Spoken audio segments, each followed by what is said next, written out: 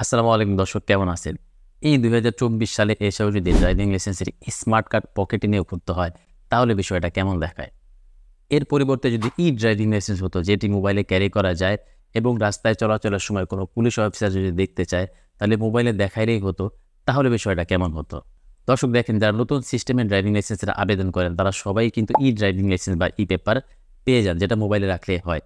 কিন্তু যারা এর আগে ড্রাইভিং লাইসেন্সের আবেদন করে ড্রাইভিং লাইসেন্সের স্মার্ট কার্ড পাইছেন, কিংবা ড্রাইভিং লাইসেন্সের ফিঙ্গারপ্রিন্ট দেওয়ার পরে ড্রাইভিং লাইসেন্সের স্মার্ট কার্ড পান নাই, কিন্তু ড্রাইভিং লাইসেন্সের প্রাপ্তি স্বীকার রসিদ পাইছেন, এখন চাইলে তারাও কিন্তু ড্রাইভিং লাইসেন্সের জন্য আবেদন করতে পারবেন।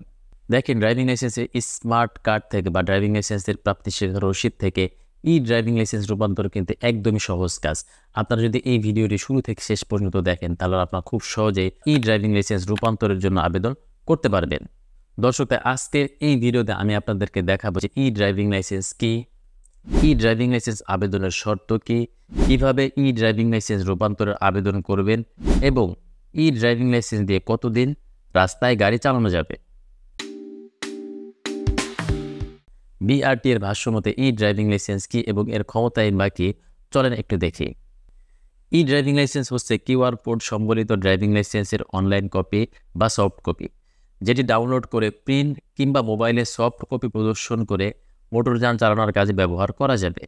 এই পেপার বা ড্রাইভিং লাইসেন্স কিউআর কোডের মাধ্যমে সঠিকতা যাচাই করা যাবে এবং মূল ড্রাইভিং লাইসেন্স হিসেবে পরিগণিত হবে। কথাগুলো মনে হয় বইয়ের ভাষার মতো একটু কঠিন হয়ে গেল, চলো একবার সহজ করে একটু বলে দেই যে ড্রাইভিং লাইসেন্স হচ্ছে ড্রাইভিং লাইসেন্সের একটি অনলাইন কপি, যেটার মধ্যে একটি কিউআর কোড থাকে। যে কোনো কিউআর কোড স্ক্যানার বা মোবাইলের কিউআর কোড স্ক্যানার দিয়ে এটি সঠিক কি সঠিক না সেটা যাচাই করা যাবে এবং মূল ড্রাইভিং লাইসেন্সের মতোই কিন্তু এটি ব্যবহার করা যাবে। দেখেন, এই ড্রাইভিং লাইসেন্স রূপান্তরের আবেদন করার জন্য কয়েকটি সিম্পল শর্ত আছে। চলুন সেই সিম্পল শর্তগুলি কি সেগুলি একটু দেখি।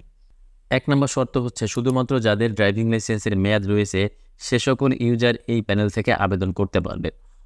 অর্থাৎ আপনারা যদি ড্রাইভিং লাইসেন্স রূপান্তরের আবেদন করতে চান, তাহলে অবশ্যই আপনার ড্রাইভিং লাইসেন্সের মেয়াদ থাকতে হবে।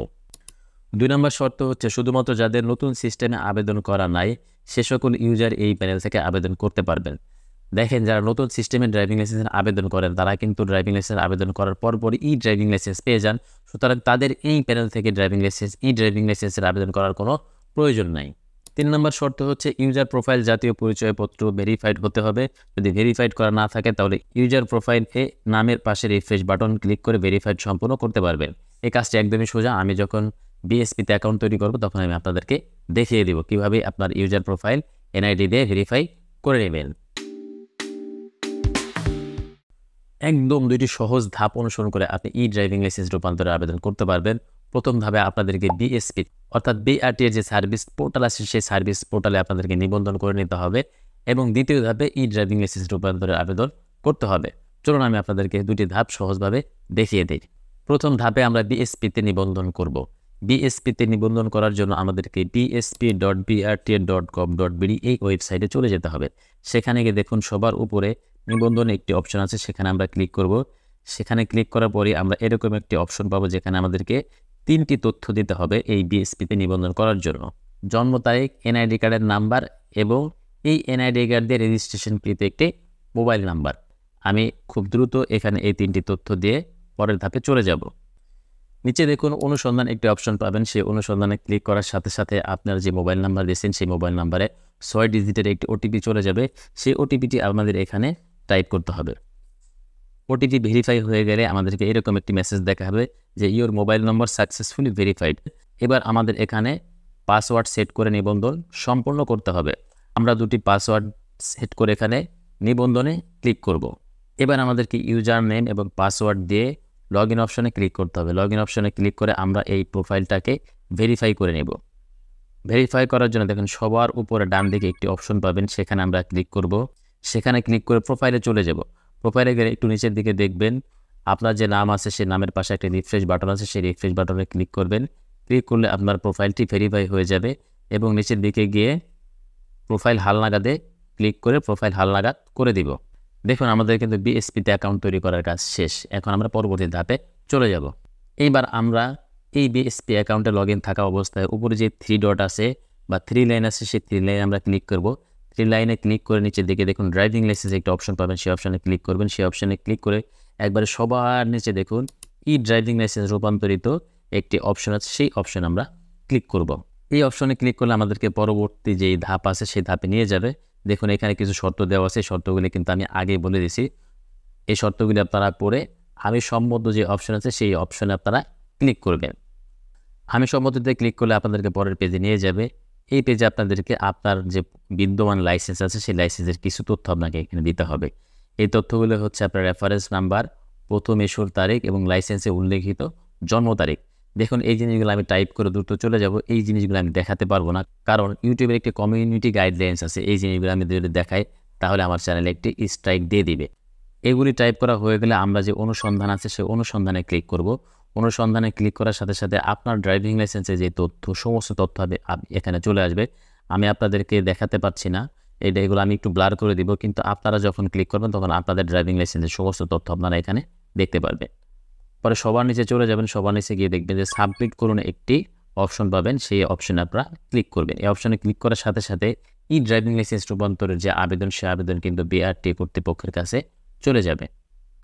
দেখুন উপরে এরকম একটি মেসেজ লেখা আসবে, your application submitted to BRT authority for approval, please check your dashboard. অর্থাৎ আপনার যে ড্যাশবোর্ড আছে সেই ড্যাশবোর্ডে চেক করলে কিন্তু বুঝতে পারবেন যে আপনার ড্রাইভিং লাইসেন্স ই পেপার রূপান্তরের আবেদনটি সাবমিট হয়ে গেছে। নিচে দেখুন ই ড্রাইভিং লাইসেন্স রূপান্তরিত একটি অপশন আছে, সেখানে আপনারা ক্লিক করবেন। একবার ডান দিকে দেখুন application is pending to BRT authority. যখন বিআরটি থেকে অ্যাপ্রুভাল দিয়ে দিবে তখন আপনারা এখান থেকে আপনার ই ড্রাইভিং লাইসেন্স ডাউনলোড করতে পারবেন। আরেকটি প্রশ্ন সবার মনে থাকে যে এই ই ড্রাইভিং লাইসেন্স বা ই পেপার দিয়ে কতদিন গাড়ি চালানো যাবে। দেখেন এই ই পেপার বা ই ড্রাইভিং লাইসেন্স দিয়ে কতদিন গাড়ি চালানো যাবে সেটা কিন্তু এই ই পেপারের গায়ে লেখা। এখানে লেখা আছে valid until delivery of smart card to the applicant or up to expiry of driving licence. অর্থাৎ এটার মেয়াদ হচ্ছে আপনার ড্রাইভিং লাইসেন্সের স্মার্ট কার্ড যতদিন না পাবেন ততদিন, অথবা আপনার ড্রাইভিং লাইসেন্সের মেয়াদ যতদিন আছে ততদিন। যদি আপনার ড্রাইভিং লাইসেন্স পেশাদার হয় তাহলে এই ই পেপার লাইসেন্সের মেয়াদ হচ্ছে 5 বছর, এবং আপনার ড্রাইভিং লাইসেন্সটি যদি অপেশাদার হয় তাহলে এই ই পেপার ড্রাইভিং লাইসেন্সের মেয়াদ হচ্ছে 10 বছর। দর্শক, যারা ড্রাইভিং লাইসেন্সের পেপার বা ড্রাইভিং লাইসেন্সের স্মার্ট কার্ড সাথে নিয়ে ঘুরতে চান না, তারা কিন্তু চাইলেই আমার এই উপরে দেখানো ধাপগুলি অনুসরণ করে ড্রাইভিং লাইসেন্সের স্মার্ট কার্ড বা ড্রাইভিং লাইসেন্সের যে প্রাপ্তি শেখার রসিদ আছে সেগুলি থেকে আপনি ড্রাইভিং লাইসেন্সের ই পেপার রূপান্তরের আবেদন খুব সহজেই করতে পারবেন, এবং পরবর্তীতে এই ই পেপার আপনার মোবাইলে সংরক্ষণ করে আপনি রাস্তায় গাড়ি নিয়ে চলাচল করতে পারবেন। অনেকের মনে আরেকটি প্রশ্ন থাকে যে এই ই পেপার লাইসেন্সের ক্ষমতা কি, বা এই ই পেপার ড্রাইভিং লাইসেন্স দিয়ে কী কী কাজ করা যাবে। এই সমস্ত প্রশ্নের উত্তর আমি অন্য একটি ভিডিওতে দিয়েছি, যে এই ভিডিওটির লিঙ্ক আমি এই ভিডিওর শেষের দিকে দিয়ে দিব। আপনারা চাইলে সেই ভিডিওটি দেখে নেবেন, সেখানে আপনার সমস্ত প্রশ্নের উত্তর পেয়ে যাবেন। দর্শক, এরকম তথ্যবহুল ভিডিও যদি আপনারা আরও পেতে চান তাহলে আমাকে ফলো করে আমার সাথেই থাকুন।